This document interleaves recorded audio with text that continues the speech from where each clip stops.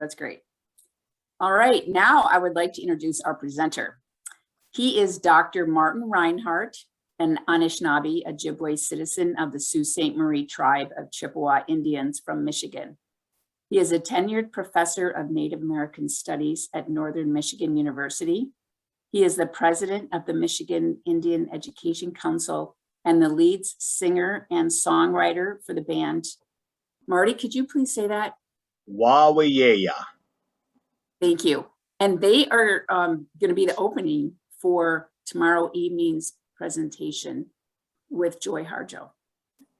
His current research focuses on revitalizing relationships between humans and indigenous plants and animals of the Great Lakes region.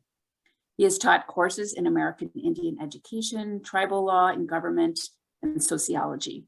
He holds both a bachelor's and a master's degree in sociology and a Ph.D. in educational leadership from Pennsylvania State University, where his doctoral research focused on Indian education and the law with a special focus on treaty educational provisions. Marty serves as a panelist for the National Indian Education Study Technical Review Panel and as the primary investigator for the Decolonizing Diet Project. He has also served as chair of the American Association for Higher Education, American Indian Alaska Native Caucus, and as an external advisor for the National Indian School Board Association. So Marty has many accomplishments, and I really, really appreciate him being here today to share with us. And so thanks, Marty. It's all yours, and I will pull up your slides. My pleasure. Your slides will be here. Oh, I'm sorry. Wait a second. Sorry about that. I'm gonna go back. Uh-oh, that did not go smoothly. So darn. While you're doing that, I just want to say how clever the introduction was for the fundraiser. I now need to go. Thanks to our script writer, Laura. There we go. Great, good. Okay, now we've got it. There we go. Buju, wabanang meshe kiyak yak dijnakaz, bawating donjaba, ajajakin dodem, Anishinaabe Ojibway and Da'ao, kiche namebene zibing and dading. It's important to introduce ourselves in our traditional languages. I didn't grow up as a native first speaker. I'm a second language learner of my native language. And so that's, I didn't come to understand that relationship with my language as my grandfather did. My grandfather was the last first speaker in our family. And so my Anishinaabe is imperfect, but it certainly is something I'm proud of, to know what I know and to continue down that path of learning to speak like my ancestors spoke. What do you see in the image on the title slide?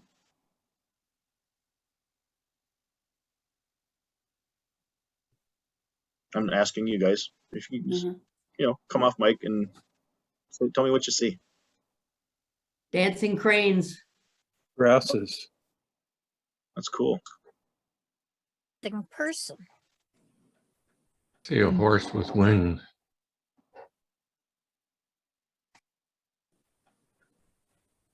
Very nice. I love your answers. So just to let you know what this actually is, as I was sitting in my office one day thinking about identity and spirituality, this is a doodle I created. I was just sitting there doodling. And it just so happened, it was free form with no intention, but when I was done with it, I saw two spirit beings in that doodle.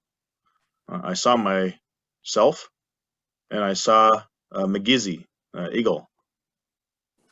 The head and the feathers became part of the eagle staff that I now carry for the Tribal Education Department's National Assembly, or TEDNA. I requested this eagle remains back in 2002, and I received them in 2003. I fasted with them here in Kitchenamebane-Zebing, or Marquette, aka Marquette, on Eagle Point, if you're familiar with Eagle Point here. I tied the original feathers while I was on my fast, and I eventually put the staff together and presented it to TEDNA. To my surprise, the TEDNA board then turned around and asked me to carry it for them. I've carried it ever since. It's accompanied me to ceremonies, conferences, powwows, protests, and protects, and I remain humbled to carry it for TEDNA, and I continue to learn from it in many ways. So that's what that doodle spoke to me, that McGizzy spirit on the left, and me standing there with that eagle staff in my regalia on the right. And I am Crane Clan, by the way. Go ahead and advance to the next slide, Joan.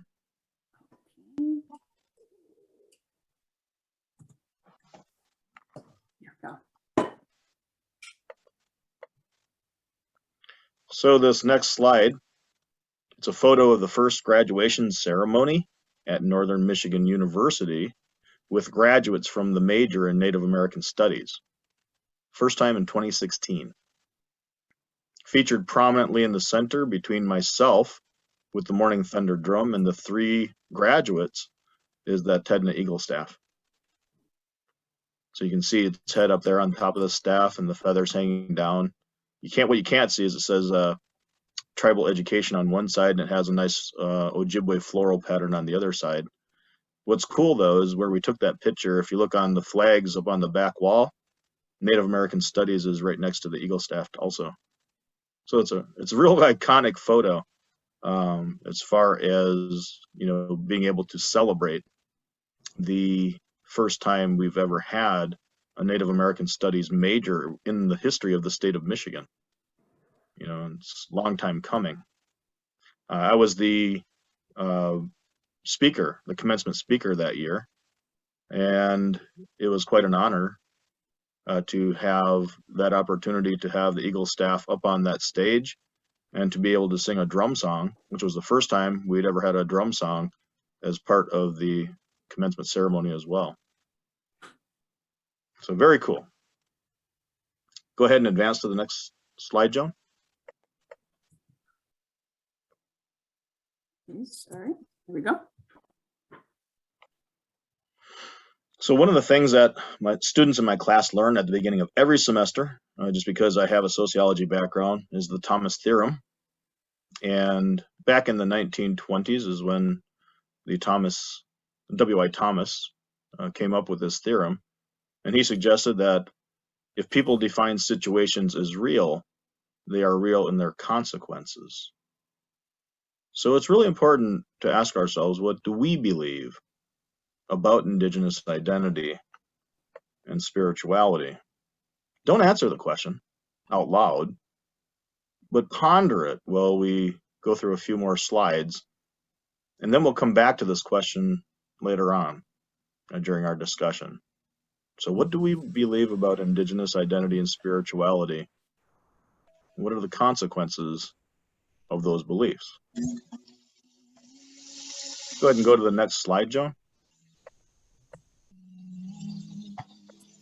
There we go. Do you want me to do the next one Click on it too? one more time. There you Okay. go. Sure. Yeah, beautiful. So here's a good place to begin. This is probably familiar to many of you.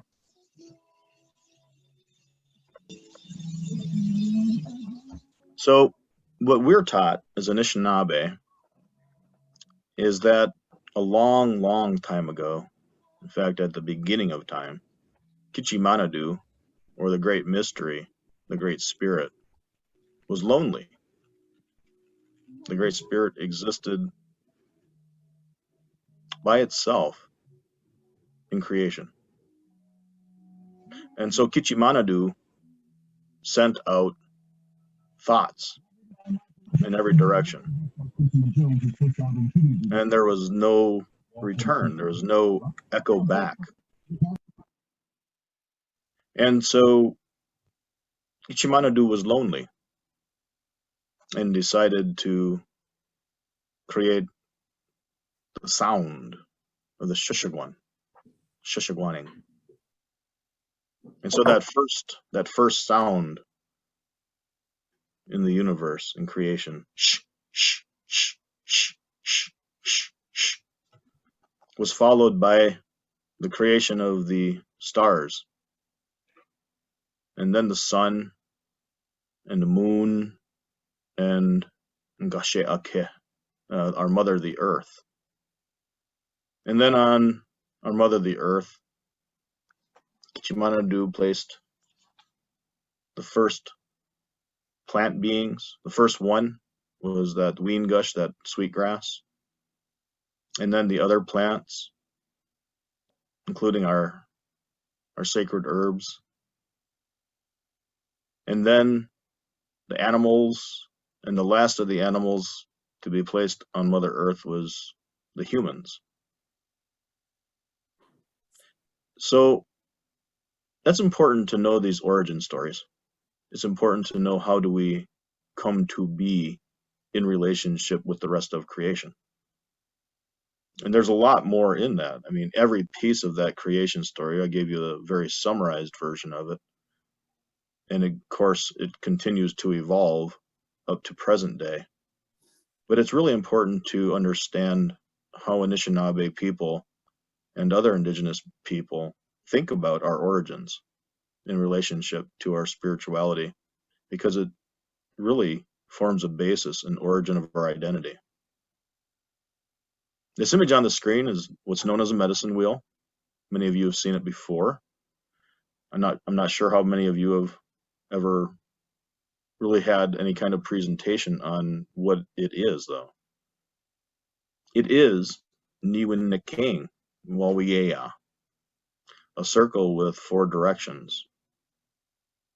It has Wabanung, that yellow space. Wabanung is the east. It actually refers to the coming of dawn, or the daybreak star, the Wabanung. In that southern direction, Jaawianung. That's where the birds fly off to in the wintertime. That Ingag Biaganung, that western direction, the black on the medicine wheel. That's the place where the tomorrows go. Everything eventually goes to the west. So when we pass on, our spirits go out that western door. And then Kiwedanung. It's more than the Sioux Tribe casinos, Keewaydin casinos. It's the north. It's the coming home star. Keewaydin, to come home. You imagine the North Star, right? It also served as a guide to bring us home from wherever we were. The medicine wheel also has Jitchug, center. And it exists in such a way that we know that there is also Ishpiming, not the city, but the direction, skyward. The sky world, in fact. And a king, earthward, when we stand upon Mother Earth. It represents Minobimades, the good life, to the Anishinaabe people. It's a fundamental teaching tool. We're taught that all things begin in the eastern direction, all things. We use this to teach and learn about spiritual beings and their relationship with other beings.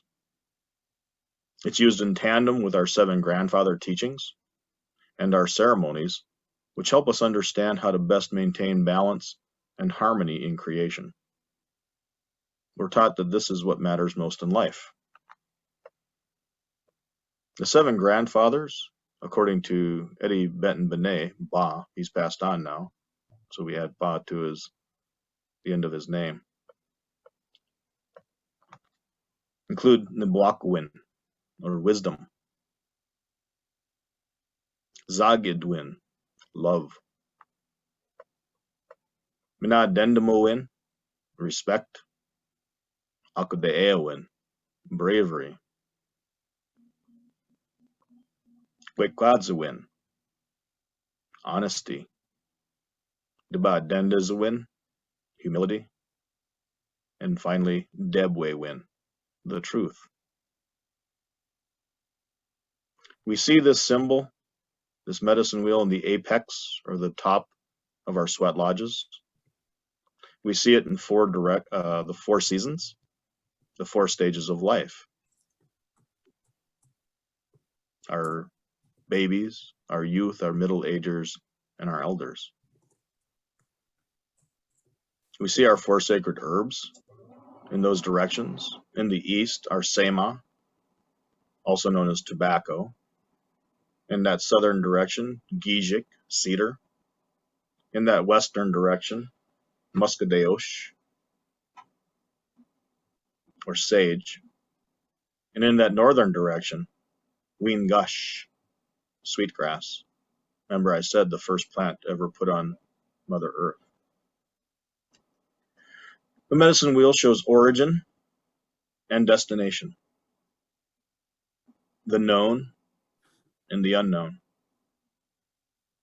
The known exists within the medicine wheel, the unknown exists outside of it.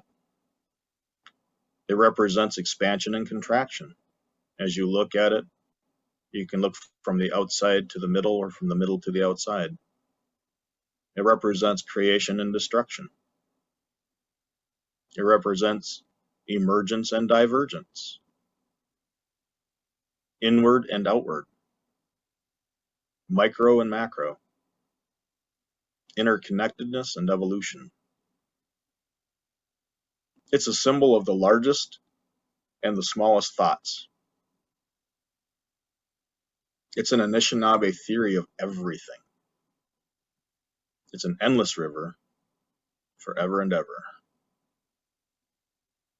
So there's a lot to that. I don't know how much you've all learned previous to this presentation about it, but you really cannot even begin to understand Anishinaabe spirituality until you really have a good sense of that very simple symbol.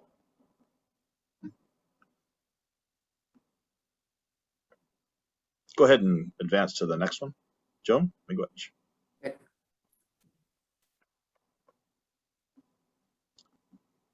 So this is an image that I actually drew back in the early 90s. It's called Turtle Island. My friend David Bodie Kerrigan, he helped me with the color samples and set it out into a space. That was really nice touch, I thought, to the original drawing. So it's actually based on the idea of Turtle Island. So Turtle Island is known as a creation story or a recreation story. We have lots of creation stories throughout the history of Anishinaabe spirituality. This one involves Nanabuju, sometimes called Wenabuju or Nanabush. The primary character representing the human spirit in Anishinaabe traditional teachings. So I call him Nanabuju. And Nanabuju was here in this area on Mother Earth when it started to rain, and then eventually there was a great flood. All of a sudden, a tidal wave of water came into the area and washed Nanabuju and all the other animals and plants up into this huge expanse of water that grew so deep they couldn't see the bottom, and they floated around for days. Nanabuju clung to a tree, a big log that was floating in the water, and as he floated around on this log, other animals eventually climbed up on the log with Nanabuju. And so they paddled around like that for days and days and days. And they knew that they couldn't do that forever. And so Nanabuju had an idea. And he shared the idea with the other animals. And he said, I'm going to dive down to the bottom of the water, and I'm going to bring back some earth so we can start the world again. And the other animals gave that some thought, and they're like, okay, yeah, that makes a lot of sense. Yeah, let's do that. So Nanabuju got up on that log and he dove down. He went way, way deep. And the animals were getting concerned because they hadn't seen him for a bit. And so he made his way back to the top, and he was exhausted. And the animals paddled the log over, and they pulled him up on there, and he rested. And then they thought, geez, Nanabuju can't do it. Maybe we shouldn't be doing it. And then they all thought, well, still a good idea. Let's see who maybe else could do it. And so the other animals, some of the other animals tried. Makwa, the big bear, all his muscles, and just, dove in and started on the way down. Same thing, couldn't make it.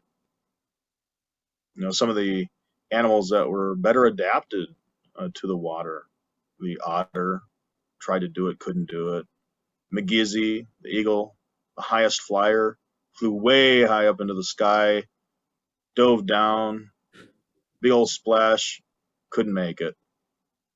And so what many animals tried, couldn't do it, and they all went back, sat on the log, and were really depressed about not being able to do this.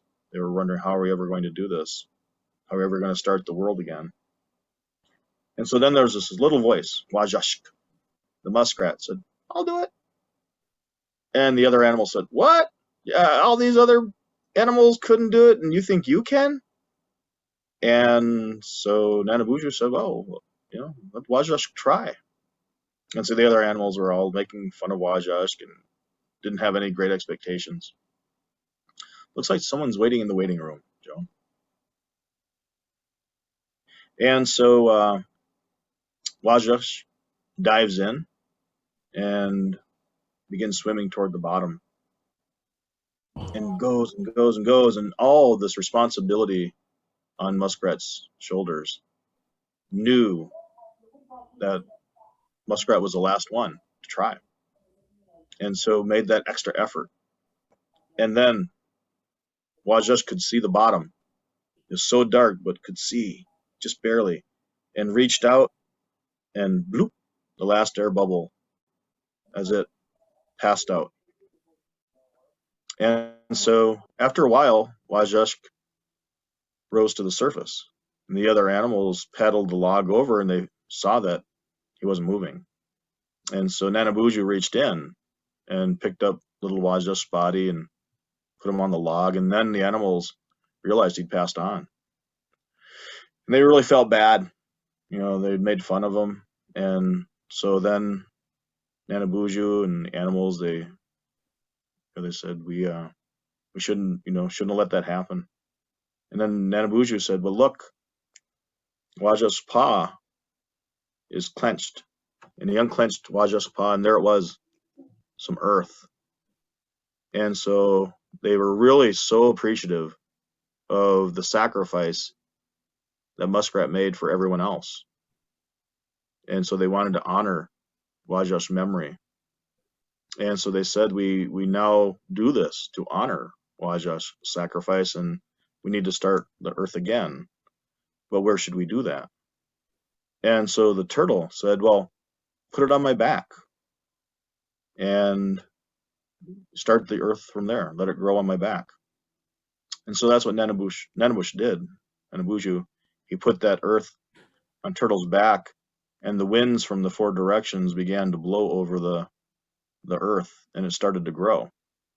And then it continued to grow and grow and grow until it became what we now think of as our mother, the earth, again, Turtle Island. So that's a summarized version of that story. And it's important that we know these stories and how they impact our relationship with the world around us. A strange attractor is a term that's borrowed from chaos theory. Some of you may be familiar with that. It essentially means that other things seem to be affected by it, or that they somehow revolve or evolve around it.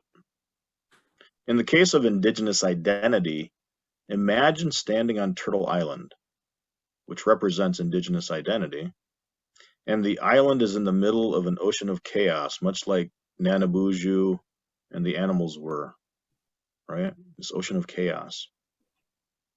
We can use identity as a constant or a starting point to look at other things, to learn about other concepts in the field of Indigenous studies, because it permeates all other aspects. Identity is core to understanding everything else about Indigenous whatever. In Native American studies, we generally focus on three main aspects of identity. One is biological, one is cultural, and one is legal and political. Biological identity simply means that you're born Indian. You're born to one or two Indigenous people. This covers the idea of genotype, that you're a genetic Indian.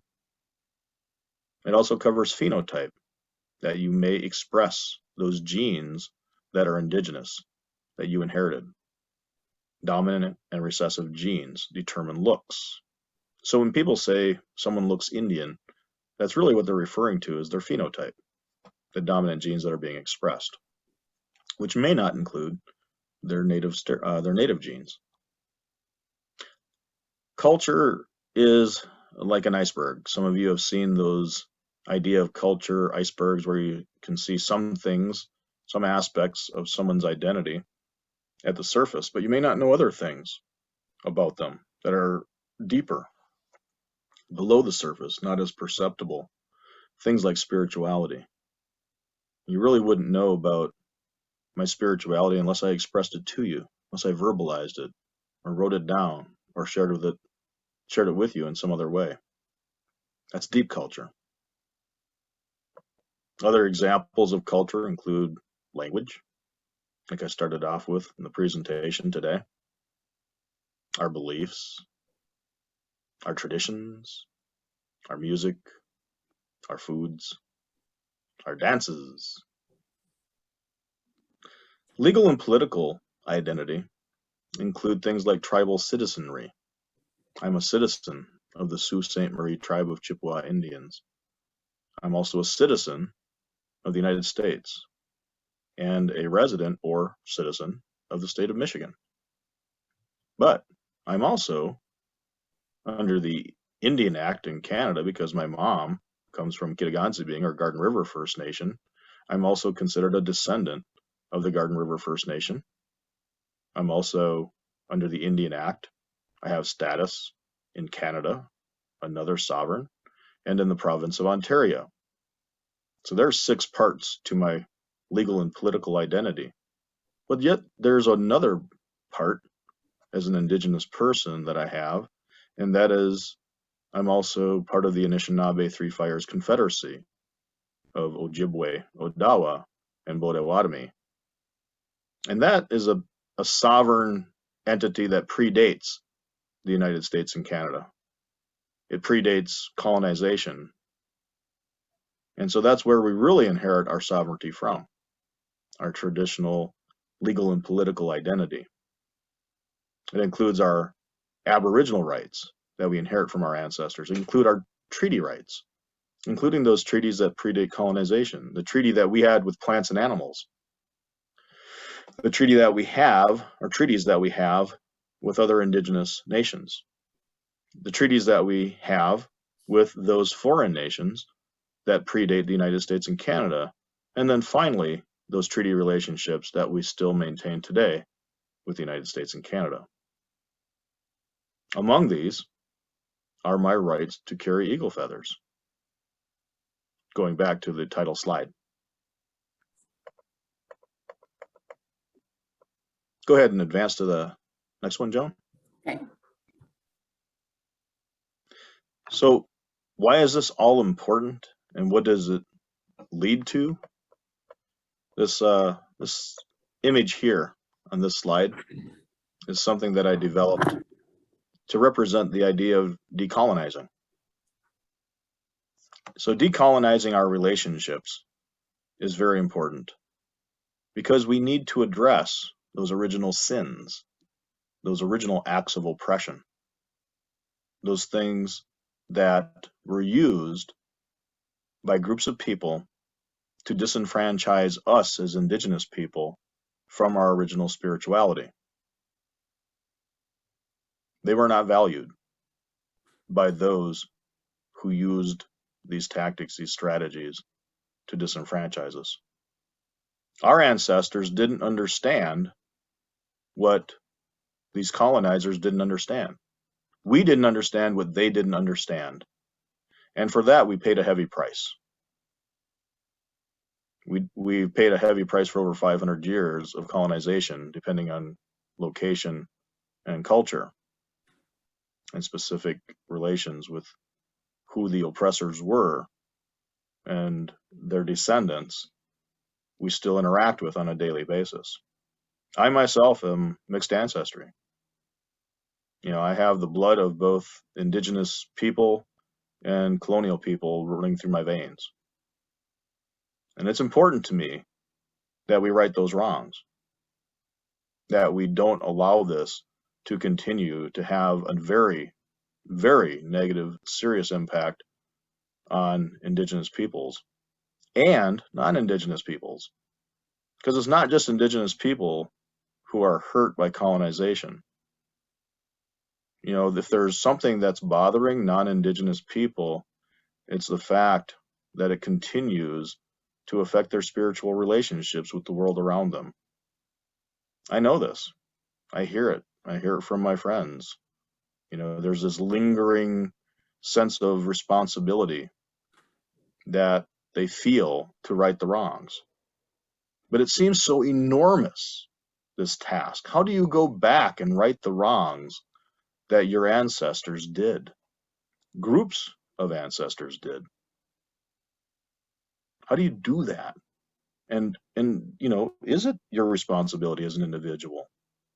Is it my responsibility as a mixed ancestry person?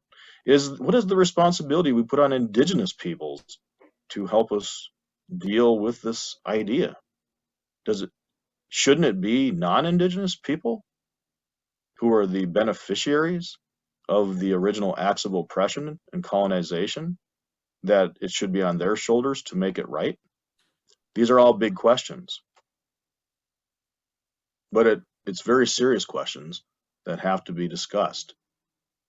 Paulo Freire, some of you may be familiar with Paulo Freire, suggested that we cannot heal from oppression alone, either the oppressed or the oppressor, that it has to be together.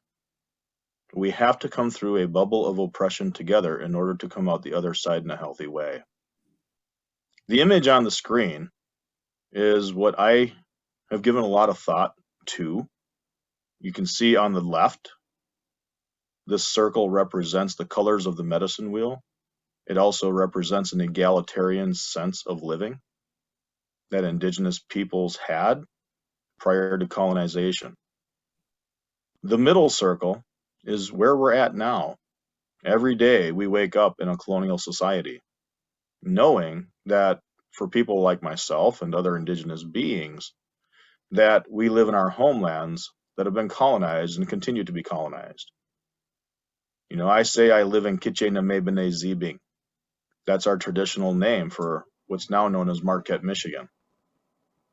It's only been Marquette, Michigan since the late 1840s. And why Marquette, Michigan? Because some guy named Father Marquette, a foreigner with foreign ideas, went by here in a canoe and waved. That's it. You know, forget the thousands of years of human deep historical interactions and spiritual relation development with the plants and animals and Mother Earth and the origin stories and everything I already talked about, because, you know, this guy went by in a canoe and waved. It's the devaluing of what was here. So we need to recenter. We need to recenter ourselves. Both Native and non-Native. Native people need to relearn our own traditions. Non-Native people need to learn these traditions as well. It's the greatest link we have with the history of spirituality and identity in these places that we call home with a capital H. All of us need to recenter our identities. And that's how we're going to do that. You know, we talked about at the beginning the film Gather. Gather is based on one major principle, and that is that the healthiest way to live is to understand yourself in relationship to your environment. The healthiest way that you can eat anywhere in the entire world is to eat the foods that are from there, local and indigenous. It doesn't get any healthier. So when we're living in a hierarchical society that is foregrounding our egalitarian societies and is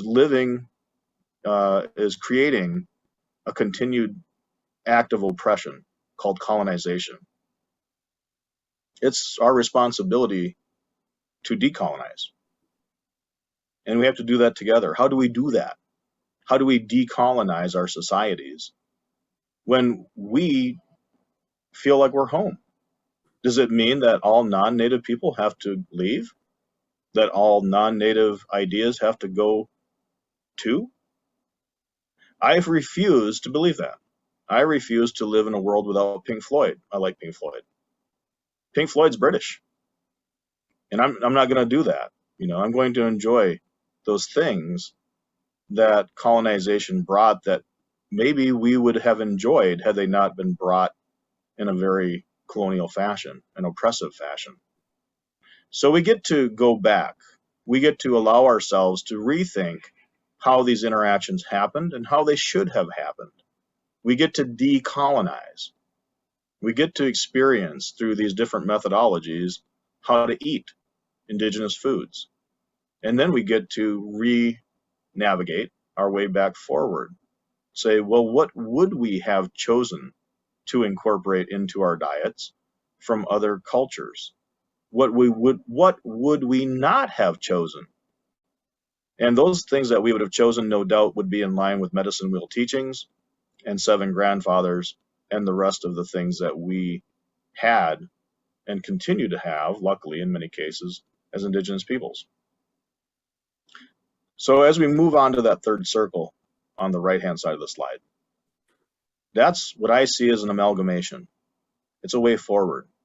It's a way to incorporate those things that we enjoy about our experiences with other cultural beings.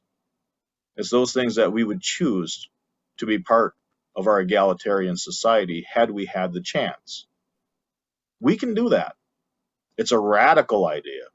There are probably many traditional Indigenous peoples who would say, no, Marty, we need to go back to what was here before and stay there in that idea.